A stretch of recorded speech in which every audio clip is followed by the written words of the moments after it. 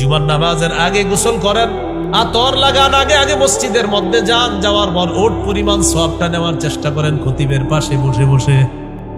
শুক্রবার দিন আপনার অফিস নাই, চাকরি বাকরি নাই, 6 দিন পর আজকে একটা দিন রেস্ট পাইছেন, মাশাআল্লাহ। ফজরের পর আপনি মোবাইলটা নিয়ে বসছেন, জুমার আগে আপনার বিবি কয় মসজিদে যাবেন না, ও আচ্ছা আচ্ছা যাইতেছি। তখন গিয়ে কোনো মতে ফাসকুরুনি আজকুরকুম যখন খতিব সাহেব পড়ে, দৌড়াইয়া যায় নামাজটা নিয়ে মসজিদের পাশে কোনো মতে দাঁড়ায়, আসসালামু আলাইকুম রাহমাতুল্লাহ, আসসালামু আলাইকুম, দৌড় আবার যায় নামাজ না। আবার গিয়ে এটা নিয়ে বসে গেছে হজরতকে নিয়ে, বসার পর চলতেছে কাজ। বিবি ডাকে খানা খাইতে আসেন না, মা মেয়েটা ডাকে আব্বু আসো, ছেলেটা ডাকে আব্বু আসো, না হের সময় নেই। এ বান্দা, তোর অবসর সময়টা তুই কাজে লাগা। শনিবার থেকে বৃহস্পতিবার পর্যন্ত আপনি প্রচুর ব্যস্ত, আপনি চাইলেও জিকির করতে পারবেন না, বেশি চাইলেও বেশি নফল পড়তে পারবেন না, কারণ অফিসে আপনার সময় দেওয়া লাগবে, আপনার গার্মেন্টসে কাজের মধ্যে যুক্ত হতে হবে।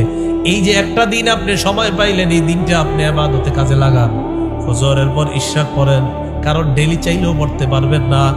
এরপর বাচ্চা কাচ্চা যারা আছে তাদেরকে নিয়ে একটু হাসি তামাশা করেন, তাদের সাথে একটু কাটান, কারণ পরিবারকে সময় দেওয়া এটাও সওয়াবের অংশীদার। সুবহানাল্লাহ, তাদের সাথে কাটান।